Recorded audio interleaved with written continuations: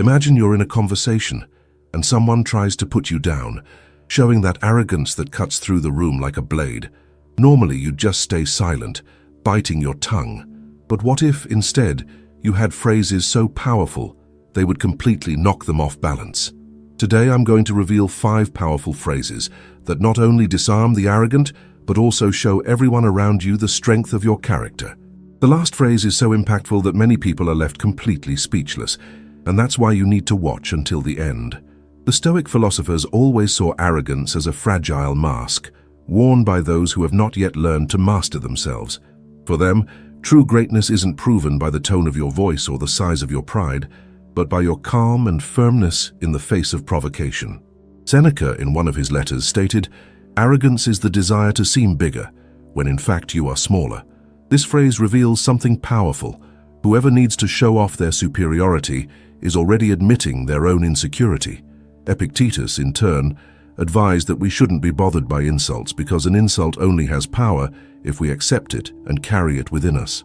In other words, the Stoic knew that someone else's arrogance only hurts when we allow it into our own minds. Marcus Aurelius also reinforced this stance, reminding us that we cannot control the tongues of others, but we can always control our reactions. This lesson is crucial.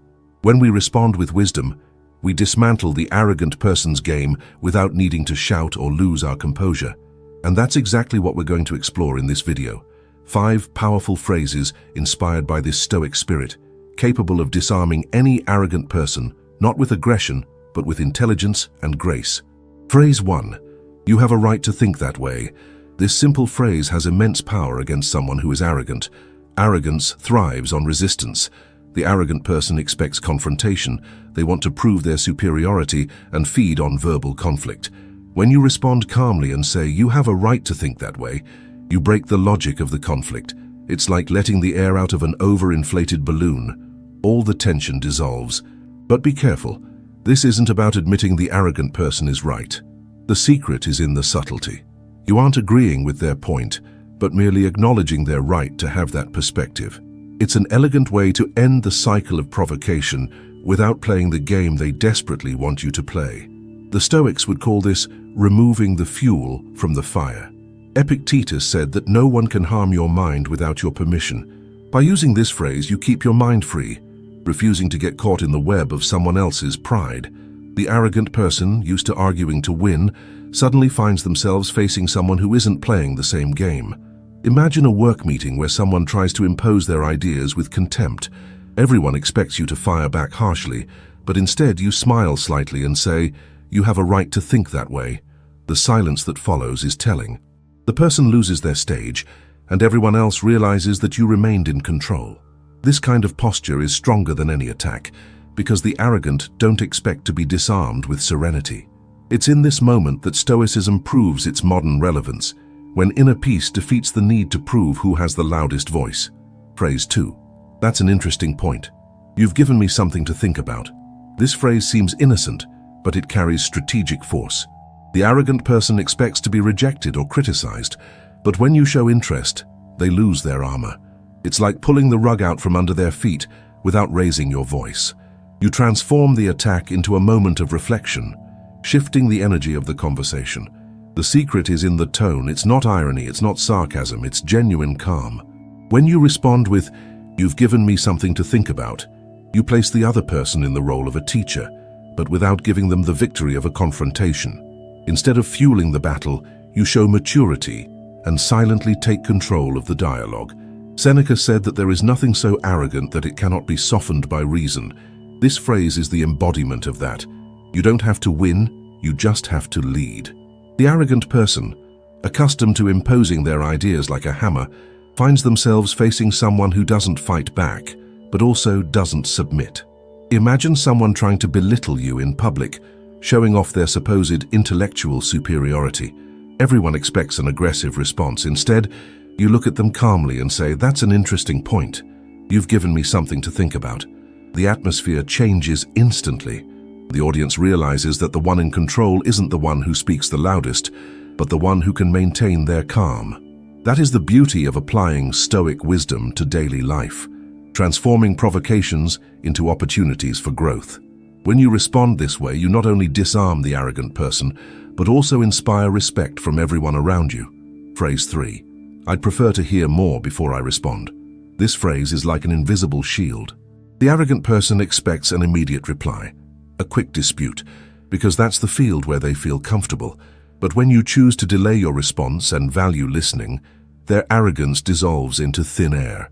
Suddenly, the person who wanted to be the center of attention realizes they've lost the urgency of the show. In Stoic philosophy, the ability to pause before reacting is a sign of strength, not weakness. Marcus Aurelius reminded us that the power to live well lies in choosing how we react.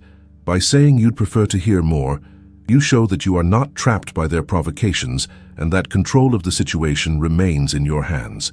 This tactic is even more effective because it's surprising.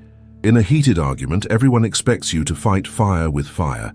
When you calmly state that you'd prefer to hear more, you reveal two things: self-confidence and wisdom.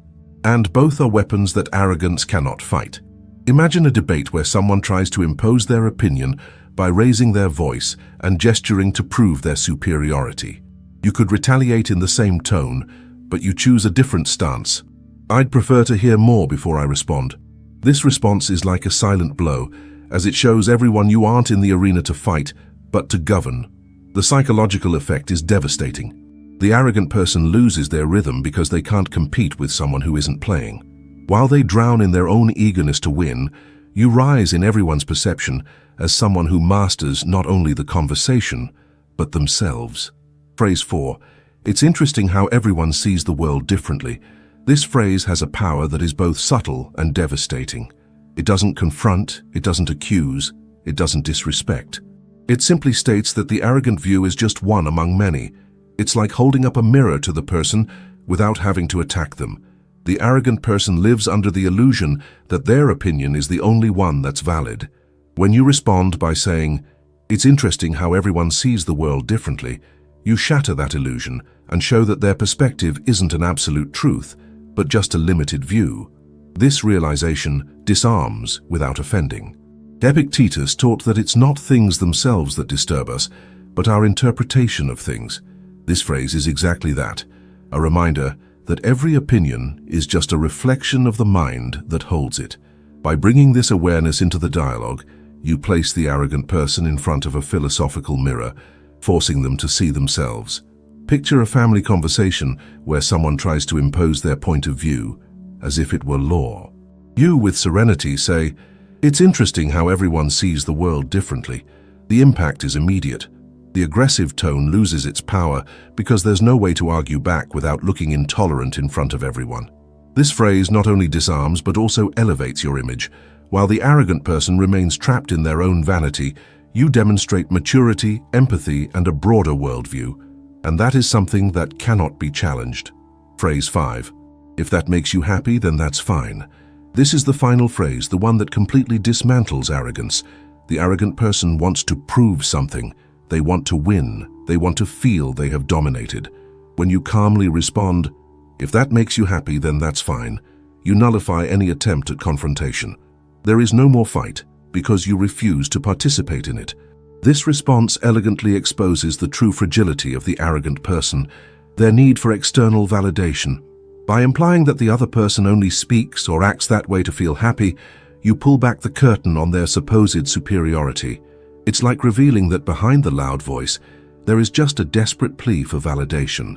Marcus Aurelius reminded us that nothing has as much power over us as the things we give importance to. If you show that you give no importance to their arrogance, it simply loses its value. This phrase is the living application of that principle. You don't step into the ring, and that is precisely why you win. Imagine a co-worker trying to show they are better than you at a task. Instead of competing, you calmly say, "If that makes you happy, then that's fine." The room freezes for a moment because everyone realizes you weren't defeated. You simply rose above the dispute. This phrase is definitive because it closes the loop. While the previous phrases dismantle the arrogant posture bit by bit, this one ends the game.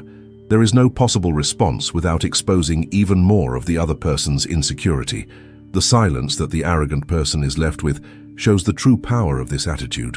These 5 phrases have something in common. None of them seek confrontation. All of them seek control. That is what Stoicism teaches us. We don't need to defeat the arrogant with shouts, but with serenity and clarity. Whoever controls themselves has already won before the discussion even begins. By saying, "You have a right to think that way," you show maturity. When you state, "That's interesting, you've given me something to think about," you surprise them with your calm.